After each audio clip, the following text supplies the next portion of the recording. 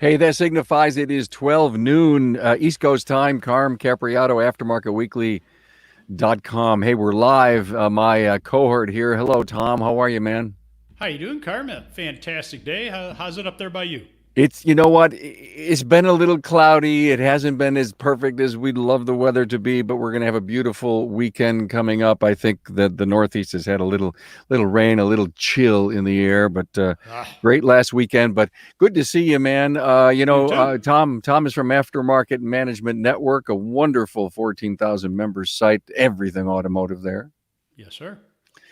And of course, I hang out at Remarkable Results Radio and all the great stuff that we've been doing for the last 5 years and 750 plus episodes. And boy, I have to tell you, Wow. we have had so much fun. We have had so much fun, Tom. This is our fourth episode with Aftermarket Weekly live. And I have to tell you all, you got to be jealous of how much fun we have putting this thing together. And we call this the fastest and most fun 25 minutes you can invest in each week to improve your career. It's a magazine style format, and we have a live shop tour.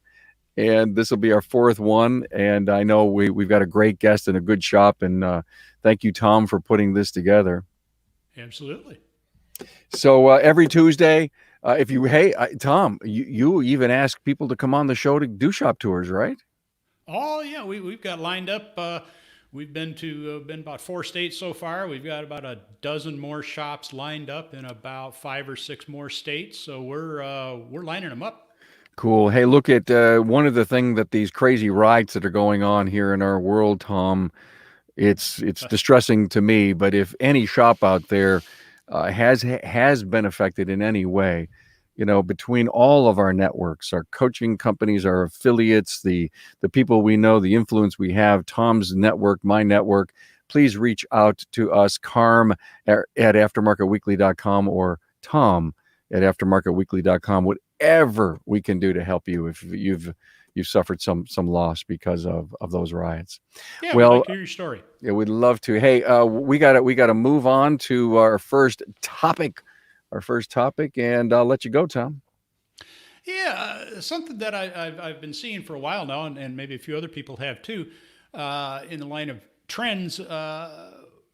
There's various charitable things that shops do and community things, so on and so forth.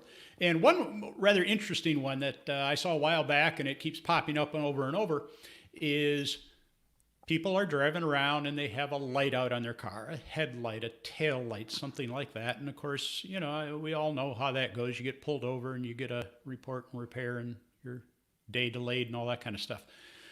What they're doing is the police in some communities have vouchers, and the vouchers, depending on the amount. In this case, this is right near Minneapolis, Minnesota, actually, have vouchers that pay up to $250 for light repairs, and they have some discretion. And if they identify somebody they think is kind of a low income situation, these people look like they could use some help, they can give them one of those vouchers. And then there's designated repair shops that they can go to. It's a combination of public and private funding together. And the repair shop will take care of the repairs up to 250.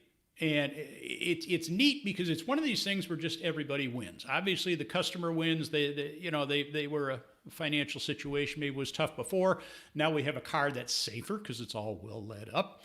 The shop probably gets a little good PR about it. We all like good PR. Police department gets a little bit public relations there. Instead of pulling somebody over and people are over, gosh, I'm going to ticket now. It actually hands you money to get your car fixed. It's just a great all-around program. I love the idea. I saw the picture of the voucher on the website where this was announced, and I didn't see any shop names on the top, but maybe on the back, the participating shop names were there that they agreed to help this motorist. But if they just get this voucher and don't do nothing, I mean, there's no follow up or follow through. They're just assuming that the Right. goodwill gesture, the person's going to go out and get that vehicle repaired because the police person probably told them how critical it is to get the light fixed. Yeah, they actually there's a website, and in the website you can identify which police departments and which shops participate. So you can go in there and enter your zip code, and it'll show you the shops that are in your area Got it. where you can go and get that taken care of. And it's now I've seen this around the country. In this case, the website is lightsonus.org if you want to see how the program works. And it looks like you can participate in it no matter where you are in the United States. If I took a little bit of a look at it, but somebody else could do it too. Maybe somebody says, "Gee, I'm in a small town somewhere. There's a couple of shops and a couple of policemen, Yep. small department." Well, you guys should all get together for coffee and figure out your own little program. Just the whole concept here, and it's one of these deals. There's probably 25 different ways to do this, but the bottom line is just great. Everybody wins, and I just loved the program first time I saw it. Seen it ever since, and wanted to share it with the shop owners out there. Might be a great idea for you to get involved with the community. Tom, it goes to the thought of working together in a community of business development, independent groups, just having coffee, the supplier, customer groups that they have together. I mean, that's how easy it is to get together and say, hey, let's call the local sheriff and let's start this thing up, or let's create our own voucher program and let's help the motorist. And you're right. I think it's so important to reach out to the community and do something like this. It's a great idea, and we do want you to encourage to take the first step. Lightsonus.org. Good stuff. Yeah. Good stuff, Tom. Thank you. Absolutely. How about surveys? You want to take a look at surveys? Surveys. Oh my God. Every week, Tom brings in a survey, because you do them on Automotive Management Network, Yeah, don't we've you? got almost 100 of them on there with all the results and so on. Yeah. In this particular case, this survey, what we wanted to know, the kind of things that I dream about in the middle of the night, is Wait a minute. You how dream or do many, you get up in the middle of the night? well, both, but, but, how many loaner cars should I have? How many loaner cars does the guy up the street have? Do they have any loaner cars? So, these are, there's a lot of questions like this out here, and that's how we come up with these surveys. And it really be nice to actually know, instead of just, somebody says this and so on and so forth. So we put that up there, but we wanted to be able to compare apples to apples. So you can't just say how many loaner cars you got, because it could be a 1-tech shop and it could be a 10-tech shop, and obviously it's going to be different. So we broke it down and we said, well, for every $100,000 in sales, how many loaner cars do you have? Or put a different way, if you've take your number of loaner cars and divide it by the hundreds of thousands. In other words, if you do 700,000 in sales, you got 2 loaner cars, it'd be 2 divided by 7. For the shops that have loaner cars, the most common answer was somewhere between 0.2 and 0.4, or to put that in perspective, a shop that has 500,000 in sales, typically, if they have loaners, will have about 1 or 2 loaner cars. $1 million shop typically will have about 2 to 4, and you just keep going, do the math. $3 million shop will typically have about 6 to 12. Only 7% of shops had more than 5 cars for every $1 million in sales. That's a lot of loaner cars. That's a lot of cars. That's a lot of cars, and there are. You've probably talked to them before every once in a while, and I know I've been in conversations come up, and I said, well, a guy says, well, loaner car is a big part of our business. And I said, well, how many do you have? He said 35. Not really. So, some people, this is their marketing, and they do know other marketing. So there's so much you can do. But another part of this was almost half, and this surprised me, but I guess it shows how we're on our own little world and the way we see things. Almost half of all shops don't have any loaner cars. Yeah, that surprised me. And my perception, if I would have guessed ahead of time, what I would think that, 7 out of 10, 8 out of 10 shops have at least one. But lo and behold, about half the shops have none whatsoever. Hey, Tom, in your shop, do you have you have loaner cars? Yeah, we have 2. Okay. We have 2.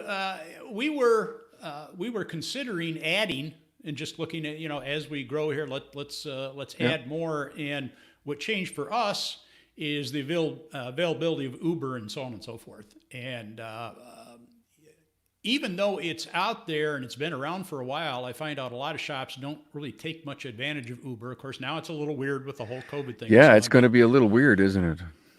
You know, Hmm. that's yeah. But we use that a lot and have used it a lot and found customer response is real good and it works great. So we reserve the loaner cars only for the person who actually has to have a vehicle to drive around during the day. It's The it's a it's a person is, must. So are yeah. your two always out? It really varies. Okay. Sometimes they'll be booked and you can't get one for a long time. And other times I'll notice that they haven't moved in 2-3 weeks. So it's a little bit unpredictable. I can't tell you the pattern. I know we try the Uber first. So Hey, Buckaroo Bob, thanks for your Facebook comment. Now he's up to 3. You know what's so interesting is the shop that I go to, it's about 17 miles away. They do not have loaner cars. Ann and I always seem to have to look at the schedule, coordinate the fact that I could drop off and pick up the night before and everything.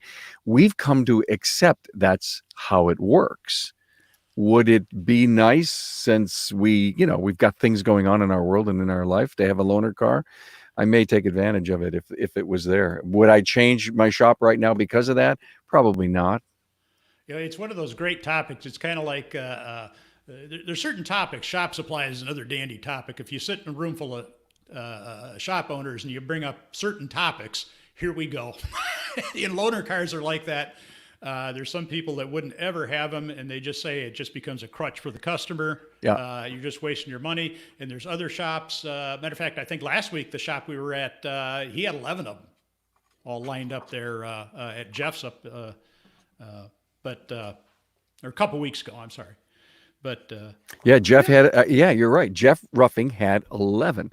he had 11. That was a shop tour from week 2. Am I right? Two. Yep. Yeah, episode 2. So if you go to aftermarketweekly.com, click on the episode link, you'll see all the episodes there. You could watch them all, or on our YouTube page, or on our Facebook page.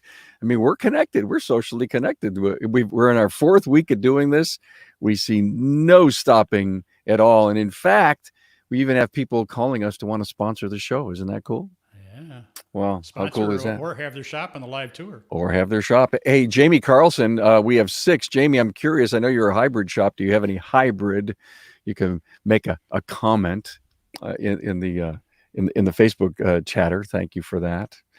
Okay, good. Let's Let's talk jump about into the technology a minute. money, or is it money or technology right now? Oh, Oh, I it is think we're going to go with technology. It is technology. technology. I You're have to. you're you're ahead of me. You're in a hurry there today. I have to get. I have to get with the program here. All right. I saw this one. This, some headlines you look at them, you go, "What the heck?" Because it said, "Yeah, the Ford police cars go out and they kill the coronavirus," and it's kind of like, "Yeah, okay, well, what's this? This is an onion thing or what?" But no, it's actually it's not that complex Yeah. in a way. We know that one thing they've learned with the COVID, it hates heat and it hates sunlight. So with the Ford police cars, basically there's a button they can push on the controls and jacks up the heat in the car to 133 degrees for 15 minutes. Really cooks in there. And there's some lights on the outside of the car too, apparently, that do some things and so on and so forth. And they claim that about 98, 99% of the COVID is dead after that period of time. So really fascinating things. And I'm sure that as we go through this year and all the technology, we're just going to find all kinds of more cool stuff. But that one I just found really interesting. And then in order to do it to the existing cars, the older ones, they have to get a little bit more involved. But the newer ones, all they do is they have to go in there and program. And it's relatively simple to do because they do their software reprogramming with the buttons on the cruise control. The technician goes into the cruise control, hits a few buttons, and turns this system on, makes it functional, and then the police can use it after that. What about, have they offered it for a normal Explorer or any of the Ford line? The plans right now are to expand it through more law enforcement vehicles. Okay, and I It's can just understand. limited use right now, but there's no plans to get it into public use at this time.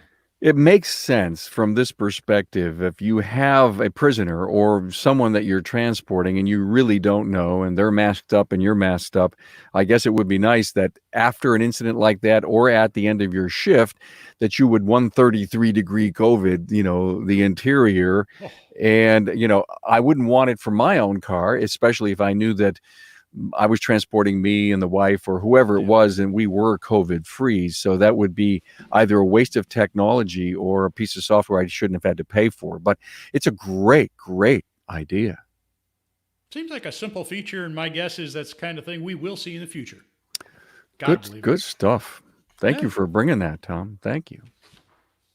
All right. Let's now we can jump forward to your money. Now we'll do money. Now we'll do money. Okay, I'll Yeah, find we'll my get we'll money. get There's we'll get my money. semi-serious here for a couple of minutes anyway. All right. Yeah, the whole concept of emergency funds and having money to get by in various crisis situations has been something that has gotten more popular to discuss in recent years.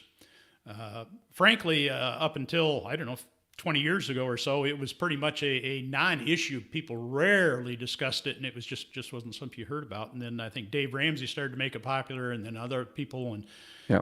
he's the first guy where I heard the term emergency fund. And just the things that people should do, and it goes for business owners, so on and so forth. Now, with the COVID thing, and now all the unrest that's going on, and you kind of wonder what's the next shoe to drop here with all these different things going on. If emergency funds weren't important enough to you before, maybe they are now. And you can look at it from two different standpoints. You can look at it from your customer and from your personal standpoint too. I think it can be approached with your customer because it does tie in with their car repair. There's several things that ruin people financially or really mess them up when times get hard, and one is car repair. That's one of the top 3 or 4 things that really goofs them up.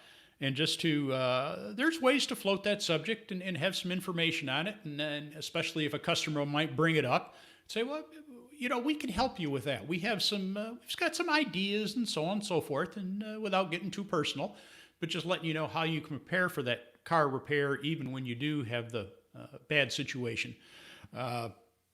And for employees, for people who work for somebody, have a normal job, they'll suggest 3 to 6 months expenses.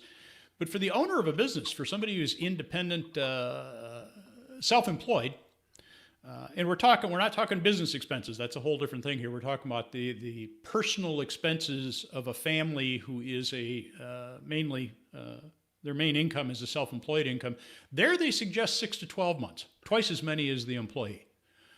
You never know what can happen with a business. The income can evaporate, can be gone rather quickly. We really should be in a position where we didn't need the PPP. That would be the proper position to be in. Obviously, and take advantage of it if you can. But I mean, we really should be there if we're really taking care of our money well.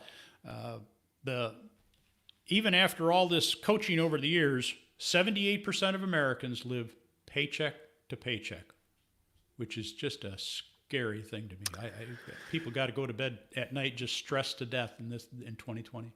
So I'm not an economist, and I don't know the answer to my own question, but I just bring up a comment, and that is that are we overspending, or are we just don't make enough money to save? Well, can we add a half hour to the show, Carl? Maybe it's been that you and I have had this conversation offline before, or I've had it with many people, and it is a tough situation that we're in. I hope COVID teaches us an awful lot, and I know something. It's to think about as an individual having to have 6 to 12 months of money. I remember when Ann and I wanted our first home and we needed a deposit. And I know the next time we wanted to get a car, we sacrificed. You know what the word sacrifice means today? I'm not sure many people understand that. Well, that's less going out and less movies and, less steaks on the grill and, less whatever clothes that it is that you need to buy. And I guess we came up during those times where it wasn't an abundance of anything. You worked hard, saved hard for everything you have. And today, I worry because you got to be seen, you got to be places, you got to do things, and all of that takes money. You just go out for a little, sushi takeout, and you got $50 in the can. Oh man, yeah. Like I said, I go off in the tangent, and I don't want to start there because otherwise, well, Don's going to be back there in Big Rapids, going, "Where'd they go?" Oh, it's time for Don. Oh my God, let's do Don. Yes, yeah. Where's Don? Don, you're supposed to be on. Are you ready? Tom, are you ready? Oh, I'm ready to go. Absolutely. Let's go. Let's go up to Beautiful. Big Rapids, Michigan. Okay, let me add him, and we'll be right back with you. All right, we're here. Okay. Up there in Big Rapids, looks like I can see outside your window. Is it sunny? Well, that's not going to. It is. It is. There we are. Are we good? Some of the autumn.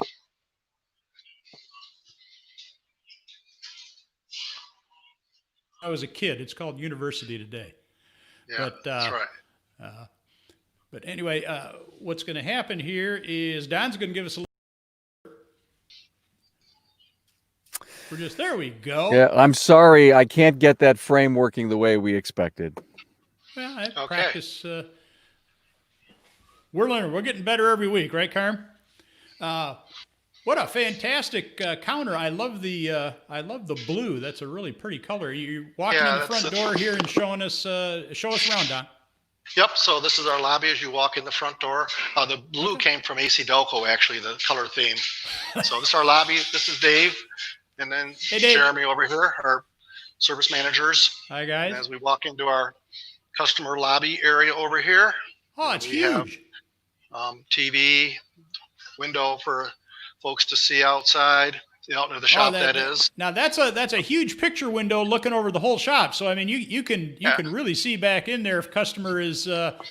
That's great, and I think customers just love that too. It just really gives the transparency that people like nowadays. Amenities for the customers and things, and we've got here. I'll show you our Ferris Bulldog here. So, yeah, that's right. So, and then as we walk through the lobby here. Yeah, Don has. If you're going to build folks out there, if you're going to build a shop, pay attention here because this is something you got to add to your shop if you're going to build one. So this is our night drop area. This is the outdoors. As you come in to this room here, it's open all the time, 24/7. So you can come in here. The key envelopes are here. You can look out back as your car is getting dropped off. This is climate controlled, out of the elements. Wintertime in Michigan, night drop goes into the rack there. That is just a fantastic. You're the first time I ever saw this was at your shop, and it's so nicely done too, with the table and the promo materials, and they don't have to stand out there in the rain and the cold and the wind and all that. They can come in. It's just a great idea. Yeah, customers really appreciate that, especially like I say, in the rain or the wintertime, they're not outdoors, and they can in their wrecker, they can their cars being dropped, and they can watch outside, and they don't feel claustrophobic with the big window there. Show us the shop. So here's our shop. Here's some of the zillion dollars of scan tools we have. You have like every scanner known to man. That's one of your reputations is having all the scanners. Well, up north, you got to be able to fend for yourself. So we have pretty much almost any factory program and a lot of aftermarket programs and scan tools. I'll kind of walk down the middle. We have our own parts department. Your own parts department. Since we stock a lot of parts, we do a lot of variety of vehicles. People bring us everything, so we're able to work on pretty much everything. How big is this facility? How big is your shop? The total shop's about 14,000 square feet. 14,000 square. That's twice the size of my yard. Yeah, the shop area is roughly 9,600 square feet. So as you just walk down the row here, hopefully you can see this okay. Oh, yeah. So kind of, hoist flat, because, a lot of days we're tearing interiors apart, like on this Toyota here. Sure. Mice ate it up. We work on semis. You got semis back there. Yeah, we work on large trucks and stuff. So. All right. And how big is that lift? This is a 40,000 pound hoist right here. So 40,000. pick up semis, we pick up motorhomes, everything on that, no problem. Wow. And you do a lot of ambulances too, don't you? We do. Yep, this is our spring press that we bought, so we can make U-bolts and things of that nature. Everybody needs a Outdoors, spring out press. back. Yeah, since we got a high-low and all, we got a little bit of everything. Flywheel grinder. I see that. So yeah, so our alignment machine. So how does one get in the ambulance business? I mean, did they just call you and you'll tell them? Well, yeah, that'd be the way to do it. I've been doing it for 40 years, so I know them. I know them better than anybody does. I'm EVT master certified for ambulances. I'm factory warranty for like 8 manufacturers. We do upfitting. We're members of NTEA, the AMD division. So yeah, I've been working on these for, like I said, 40 years. So That's fantastic. know them pretty well. So that's a 15,000 pound hoist back there. Our quick lube bays are relatively quick. Reels and things of that nature. Well, that's cool. So, I mean, we've used up our time here, so I got to get back to Carm. But I love. I wish I had half the room that you do. That's just a fantastic shop and the variety, and I love the showroom. Again, with that night drop thing, it's just very cool, Don. I really appreciate the tour. You bet. Thanks for having me. Don Welcheski from Quality Car and Truck in Big Rapids, Michigan. Yes, wow. There you are. Beautiful shop, Don. Thank you so much. I love that entry. That is just so beautiful. Well, great. We appreciate that. Thanks much. Thanks, Don. All right. We'll see you guys. Thanks, man. See you later. Appreciate that. Wow. Nice tour, Tom. Appreciate that. Okay. Let's end this thing with some trivia.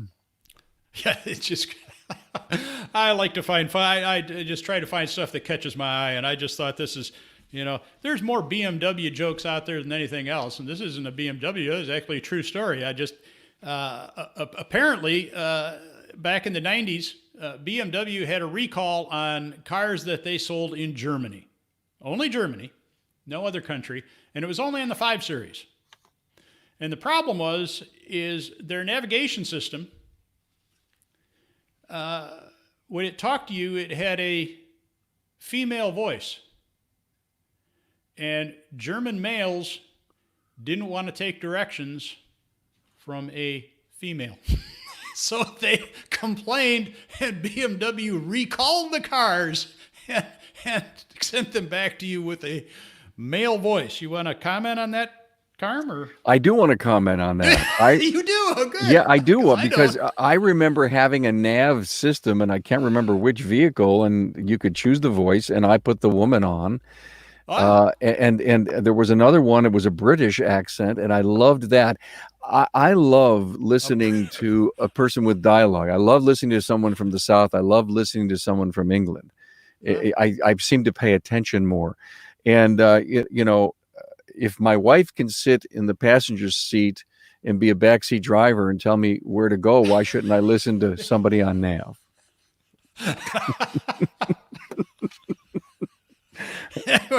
That's what I've got this week. We'll see if I can top that next week. I don't know. It was great. Hey, thank you so much. Good stuff. Appreciate it. Great tour. Don't forget, if you want to highlight your shop here on aftermarketweekly.com, just send us an email. You all know who we are and how you can get a hold of us. And go to our website, aftermarketweekly.com. Our website, our Facebook page, our YouTube channel. We are rocking. This is our 4th episode. Thank you all so much for hanging with us. We had a lot of great comments, from Facebook. We sure appreciate that. Jeff Whitaker says, "Hey, who needs a 133-degree thing? Just go out and park in the sun." And he's probably absolutely right on that. So thank you so much. If you want us to tour your shop, if you want to sponsor the show, if you have a question or comment, it's Carm at aftermarketweekly.com. We'll be visiting Nevada, Florida, Colorado, Maine, and Illinois in the next few weeks. Cool. You are working hard for this. All right, sir. Jamie, you have a good week too. Be good, everyone. Thanks, everyone. Bye. Till next week.